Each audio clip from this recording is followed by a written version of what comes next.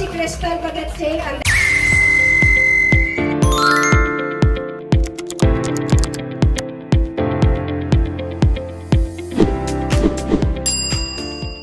Direktora ng Department of Tourism, Culture and Arts of Manila. At nagpapasalamat din po tayo sa lahat ng Hopia leaders na nandito. At ito po ang ating itinidiwang ngayong araw.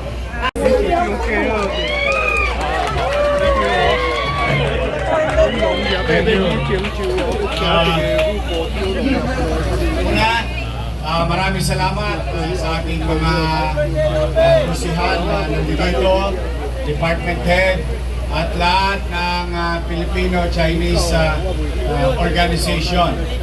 And of course, to our consultant and head of the Filipino-Chinese of the City of Manila office. Siya ang aming tagapag-usap, tagapaghingi,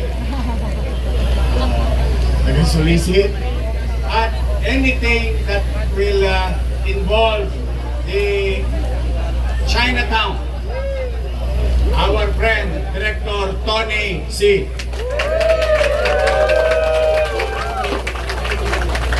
At nakita ninyo, nandito ang iba't ibang organisasyon ng Filipino-Chinese. Now, today, it's not about my birthday. Nataon lang. Nataon. But the purpose of your city government having October 24 as Hopia Day in the city of Manila is to look back, lingunin ang aming kasaysayan sa lungsod ng Maynila. Hindi pwedeng kunin at agawin ang kasaysayan ito ng Hopia ay nagsimula sa Binondo, Maynila. And that's why to our forefathers, sa aming mga ninuno na Filipino-Chinese from first generation, second generation, and the new generation of Filipino-Chinese. And most of the first and second generation continue to live in the city of Manila, continue to recognize their history and success when they were starting here in the city of Manila. Now, Hopia, at least pwede natin idikit sa salitang hope that Manila is full of hope. The beacon of hope of people who are looking and wishing and aspiring for greater life, better life. And that, in the beginning, it's always about the kilometer zero.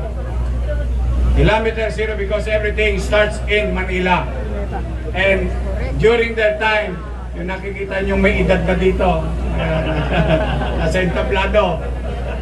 Ito ang ating mga Filipino-Chinese. More than Filipino by blood to some. Because they really love this community.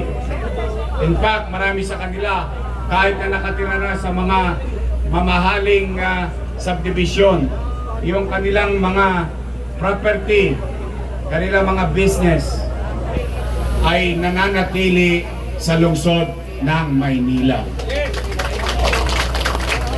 Tingnan nyo yan. Isa, dalawa. Yan ang Metrobank. May Metrobank ba sa Maynila? May Metrobank pa sa buong Pilipinas.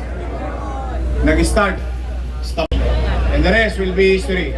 Look at that. One of the biggest bank in the country, Metrobank. Dito, nagsimula sa Maynila. Pag kumanan ka pa dyan, may Rizal Banking pa dyan. O mas kilala nyong RCBC. Yung BDO, nagsimula SM.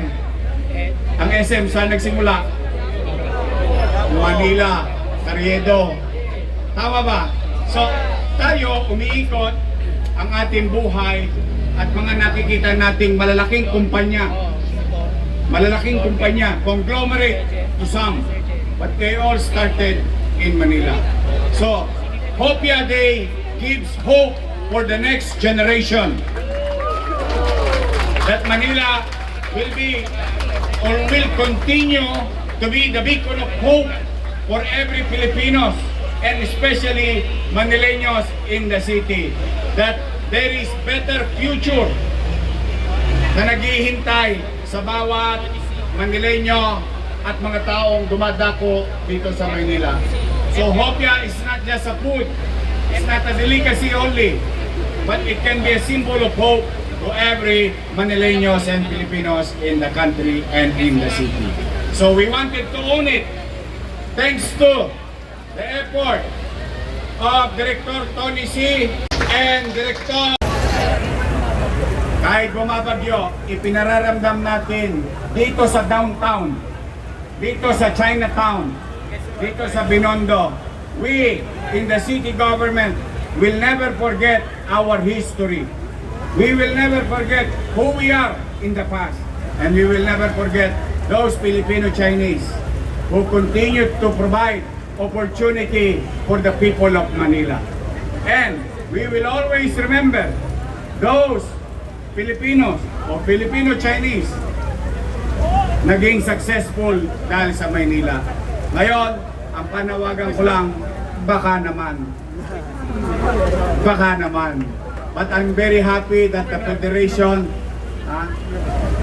the FFCCII, donated 30 and max for the peace and order situation of the city. At may tatlo pang Hilux. At si Tony, may nadisgrasya na naman nung isang araw sa ating mga kapulisyahan.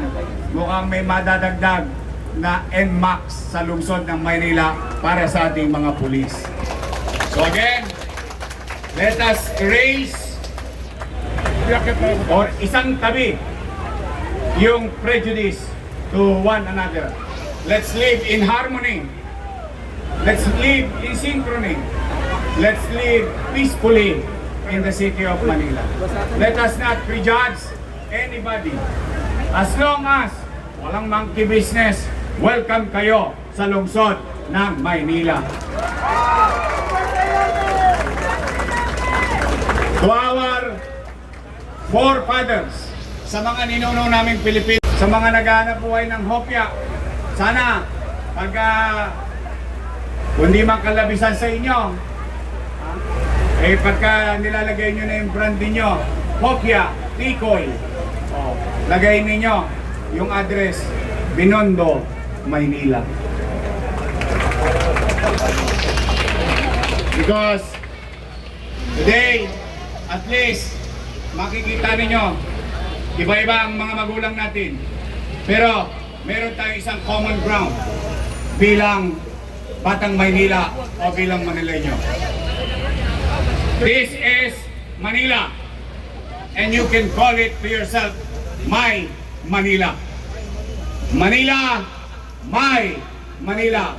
Happy Hopia Day, and let there be full of hope in the next weeks, months, and years in our country, in our city, in our community here in Chinatown. Muli, maraming salamat na dumako dito at kahit kayo nabasa ng ulan, nandito pa rin kayo.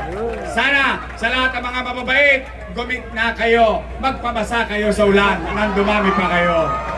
Maraming salamat. Congratulations mga Batang Maynila. Manila!